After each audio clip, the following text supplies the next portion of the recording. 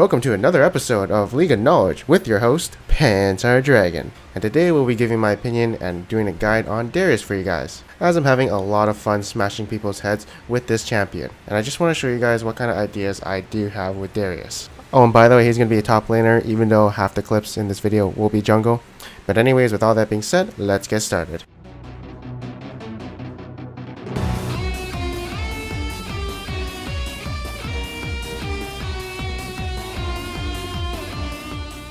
So let's talk about his skills. First up is going to be his passive. They nerfed his base damage of the bleed, but they turned it into physical damage, which means his E has more synergy with it. Well, 5% isn't much, but once you get 5 ranks into it and have 25% armor penetration, obviously that's where it's going to count. And Black Cleaver has huge synergy with it, since you just have to apply 1 stack of it, and you'll get full stacks of your Black Cleaver onto the enemy, which in my opinion is why Darius is going to be really strong, if of course you can get to that team fight part. As for his second passive, this is what's going to make him basically broken in team fights, as if you can execute someone with an ultimate or get him to 5 stacks, you gain bonus AD and you can apply full stacks with just 1 hit. Also, if you do reapply the 5 stacks onto an enemy, then the buff duration is refreshed. So what's going to happen in team fights is you want to try and kill steal someone with your ultimate, and then after that you have basically won a team fight, since you're going to be executing people with extreme ease. This passive is also the reason why you can build full tank and just go Black Cleaver as your only damaging item. As for this passive in the laning phase, I don't think it's too useful because it's very hard to get 5 stacks onto the enemy, but definitely the enemy has to be aware is that if you get 5 stacks onto him, he's not able to trade with you anymore.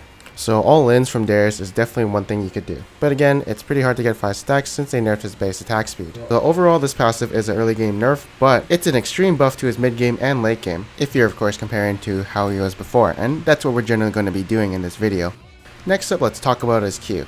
So they added a wind up, and you're punished more if you don't hit them with the blade, as hitting them with the hilt doesn't apply a bleeding stack and does 50% less damage. And the math on the ability, it's actually weaker at early levels, but once you get 5 points to it, I'd say it's stronger around, I don't know, level 13, or unless you have Black Cleaver. Plus the AD scaling is better than the old Darius Q, so I guess you can say when you get your Black Cleaver and you're around the mid game point, that's where it's stronger, especially if you can proc your passive. That's where it'll do a lot of damage, but otherwise it scales very well into the late game. And the biggest addition to this ability and why he scales with health is now he restores missing health based on how much champions he hit with the Q. And remember, this is on a 5-second cooldown, also reduced with cooldown reduction, so you can live in teamfights for a very long time if you keep spamming this skill. In the laning phase, it does give you some sustain. So say you're missing 300 hit point, you'll restore 30, so that's nice. And also, it is weaker in early game, so that kind of sucks for him. And enemies can juke out the blade part. Although compared to the old Darius's Q, this one is much weaker in the laning phase until you get 5 points into it and you get enough AD. Alright, so next up we're going to be talking about his W. So it does more damage at rank 1 since it starts out at 40%, but overall it is getting a nerf. They took out the attack speed slow, so that was really good in trading. The AD scaling doesn't go up 100%, which doesn't matter at all because it's not the first skill you leveled up in the laning phase anyways, and the cooldown reduction per bleeding stack is gone now. But overall, it is definitely better in the mid game and late game since the cooldown is at 5 seconds, and you don't have to rely on getting those stacks for a less cooldown on it. And he does still have a 2-second slow in his kit, it's just 1 second is transferred to his E. Also, putting a point in it only lowers its cooldown by 1 second, so someone actually pointed out to me that you should be maxing out E second. It makes a lot of sense since W does not give a lot in return. Oh, and your E now applies a 1 second slow. Next up is going to be his ultimate, and as you can see, the base damage of it is definitely nerfed, but the AD scaling is still good.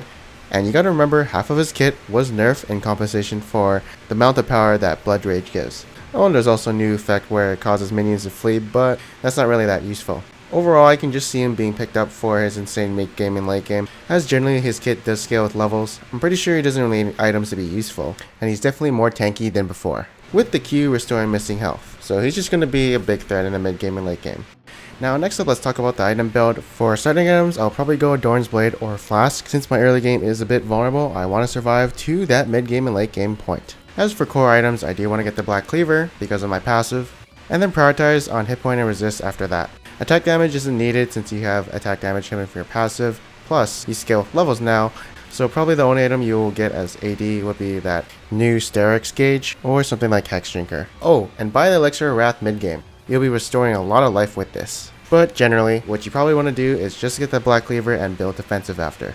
since you want to stay in these team fights and try and proc your Blood Rage passive so you can start smashing some heads. As for your runes, you probably want to emphasize on full physical damage, along with your yellows and blues varying on the enemies you're going to face. Or simpler wards, magic resist versus magic damage, and armor versus physical damage. As for masteries, you probably want to go 16-14, since you are a bruiser tank. Now, playing Darius in team fights, basically your number one priority is to get the 5 stacks onto somebody. So essentially you're going to be peeling for your front line for most of the time. If you ever get low, all you have to do is kind of kite the enemies so you can use your Q to restore some of the hit point. And the biggest part of his kit is using his ultimate to kill steal people, or basically finish someone off. Once you do have that Blood Rage passive, you can then finally go into enemy carries and then you can fuck them up. And grab to initiate onto an enemy that you want to kill. Also, the basic combo of initiating with Darius will be E, auto attack, W, and then Q. For the skill order, you want to prioritize your R over Q over E over W. I don't do it in these clips because I kind of realized it after. But yeah, as previously stated before, W doesn't really give a lot in return when you level it up. And if you have 40% CDR, it'll be at a 5.4 second cooldown at rank 1. And at rank 5, it'll be at a 3 second cooldown. So is it really worth it to put 4 points into your W just to get a 2.4 second less cooldown? It doesn't seem that way. Plus, 25% armor penetration versus 5%. Yeah, your passive does physical damage now, so it scales better with armor penetration. And you gotta remember, half the slow of Darius' W was shifted into his E, so it definitely was a much more powerful skill than it used to be. And final conclusion and opinion of Darius, he's really broken in the mid game and late game, because it's very easy to get those 5 stacks, and if you do get the 5 stacks up and your Blood Rage going on, the enemy has to kite you and not fight this team fight or risk, getting one shot by your ultimate, which can do like 1000 maximum true damage if you're level 16. Also, your passive, Q, and W are all enhanced, since they have pretty good AD scaling. And also, being full tank helps you get to that goal faster, plus your Q giving you some sustain in team fights. So it's definitely a very simple goal to obtain. And the dilemma with enemies is that they have to focus you, or risk, getting pentakilled by your ultimate. Although I do like the idea of him, applying 5 stacks onto enemies. It's really fun, but they should probably not give you 200 free bonus AD at level 18, because that's just really stupid. So yeah, get the Blood Rage and you automatically win the team fight. I also think they should revert his passive to magic damage and compensate it with more base damage, because pressing Q once shouldn't shred someone's armor for 30%. Talon kinda has it too, but he's an assassin while Darius is a bruiser, so it's definitely different. And his laning phase isn't that bad either, so he's probably going to be the most broken out of the 4 juggernauts in this update. Anyways, thank you guys for watching this video. Let me know what your opinion on the new Darius rework is, and I am Panther Dragon, and I'll see you guys next time.